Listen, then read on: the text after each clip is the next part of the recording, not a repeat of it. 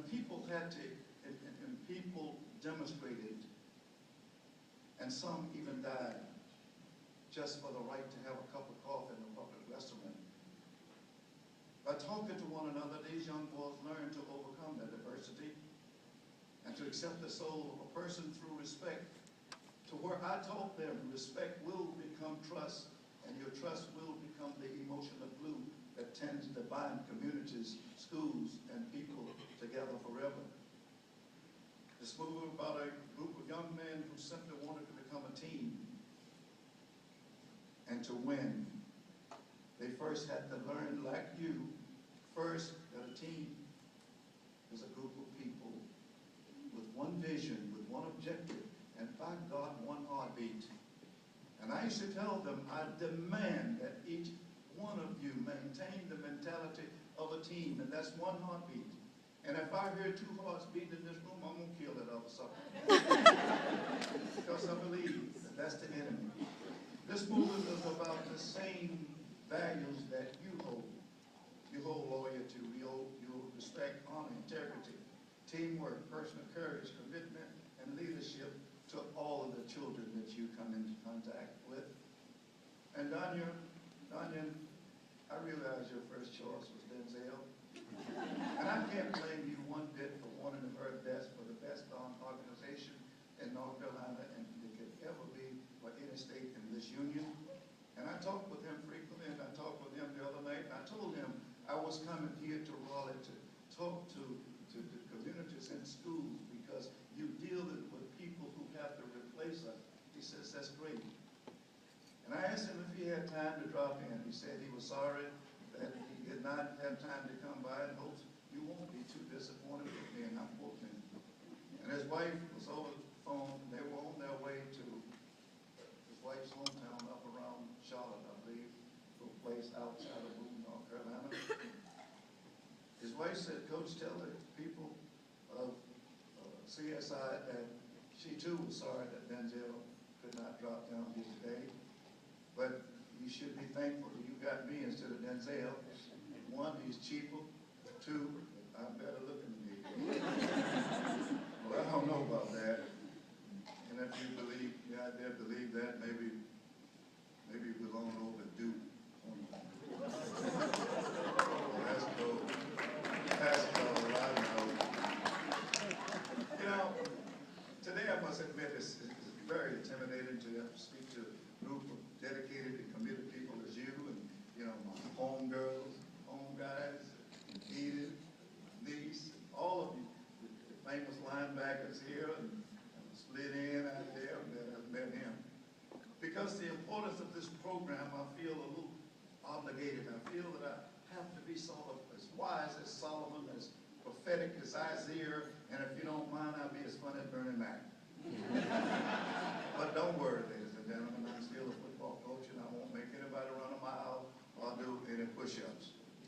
Although my time is short and we have many more items to cover, I believe that it is appropriate for me to mention today, and because of the rest of the month we celebrate, because people all over the world today and the rest of this month are celebrating the visions and legacy of Dr. Martin Luther King Jr., a man whose unparalleled contribution to our society and world could never be surpassed. People all over the world are raising the banner in his name. Even at the displeasure of many governments, they continue to carry on, and they continue to dream, and they continue to act. They continue to spend a day on and not a day off celebrating the legacy of Dr. Martin Luther King. They continue because they, like you and all of us here, know that someday we will overcome, and our children will overcome. And today, I sincerely believe that Dr. King's vision for our country must also be our own. We just have to believe, ladies and gentlemen, and to believe is to have faith. Faith in the values of your family, faith in the values of your community, faith in the values of your organization. You know, while Dr. King was one of the most powerful speakers history has ever known, his life in itself was his real statement. So therefore, I think it's important to note that we gather here this morning not to remember Dr. King's death, but rather to remember his life, and not what he could have done with more years on this earth, but what he did with the years that were granted to him for us. Not the sadness of losing him, but rather the gift of having known him, and him having touched all of us in some form or fashion, because his peace, his message of peace and love was for everybody. And if for no other reason, this is why we honor his memory today. And believe me that, none of the eloquent words of Dr. King will mean anything to any of us unless we as a people make sure that just not one day, but every day throughout this year, that none of us will ever forget what he stood for. And for God's sakes, never allow his legacy to become a retail holiday by our inattention in your communities. Ladies and gentlemen, I truly believe that to build a team, and that's the priority of all organizations, to build a team is easy. But to sustain one with one vision, with one objective, and one heartbeat of your association, that's the top priority of your organization. By becoming a team, the Titans were able to bring together a city and school system torn apart by racial strife, and that's a quote from Richard Nixon. This is the reason the movie Remember the Titan was written. Not because these young men won a state championship, because they were among the few and brave in this country to show the world that black and white can work. I said to them, gentlemen, the world is waiting for your talent and your leadership. But it's waiting only for those of you who are positive and those of you who are not afraid to pull your pants up from way below your below so that you can take your rightful place in the senior management of your country. I reminded them of the legendary Vince Lombardi, who said, men, you will be perfect at your job, not just sometime, but as a team all the time. But you must believe that you can. Many young people who fail and many young people who drop out of school, the biggest words that they have in their vocabulary is the word can. Well, I'm here to tell you that the word can comes from the word can. But if you believe that you can and the belief is to have faith, he also warned his team. And I encourage you to warn your young people to watch your belief, because your beliefs become your thoughts. Watch your words, young people. Your words become your actions. Watch your actions become your habits. Watch your habits become your character. And any child, a young person without character, first of all, can never enjoy success, because the word success is only a word that comes in front of hard work in a dictionary. Coach Lombardi also said mental toughness and growing up, many things are rather difficult to explain to our young people, but most importantly, it is combined with a perfect discipline. It's a state of mind. You simply call it character, unquote. Ladies and gentlemen, we must teach our young people when things go wrong, and many times they will, it's not the number of times they fail or fall, but it's the number of times they get their butt up and get back in the race. I reminded them that the world is watching them every day for their teamwork, and the world is watching you, ladies and gentlemen. I told Bunyan that you must have a sense of humor in what you do. When the world, I told them a story of how the world would watch you to see the progress that you made, so that they can either give you the support or take it away from you. I reminded them a story of steal his family heirlooms. And while the family was on vacation, this thief went around picking up this, picking up that, and a voice came across the room and said, "Thief, Jesus is watching you." The thief says, "Who is this talking?" Nobody said anything. He continued to steal. The voice came back and said, "Thief, I told you Jesus is watching you."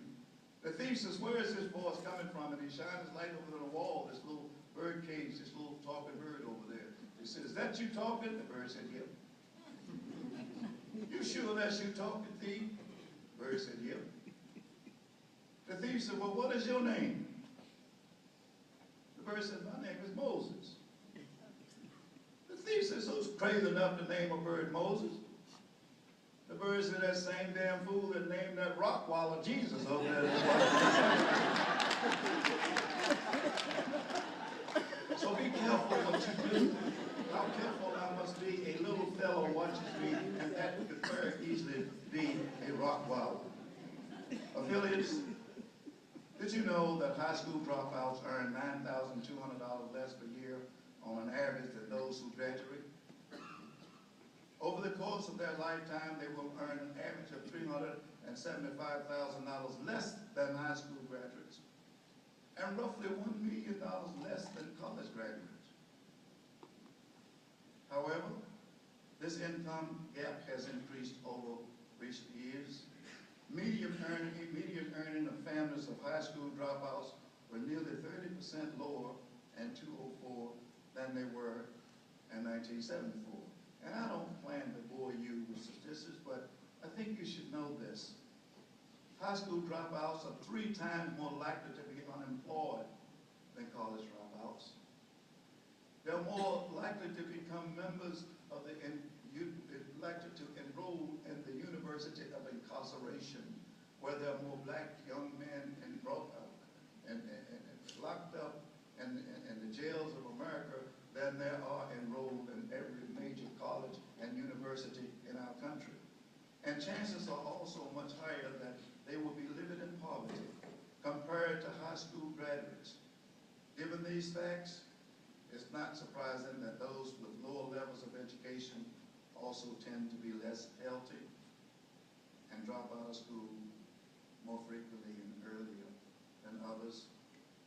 And you know, ladies and gentlemen, it's not only the individual that suffers economically from dropping out. Society also pays a price when our young people drop out. For example, 40% of 16 to 24-year-old dropouts receive some form of government assistance in 2001. And it is estimated that each high school dropout returns to drugs or crime cost the nation anywhere from $1.7 million to $2.3 million over his or her lifespan. High school dropouts may, taken together, also represent billions of dollars annually in loss of revenue for the United States economy.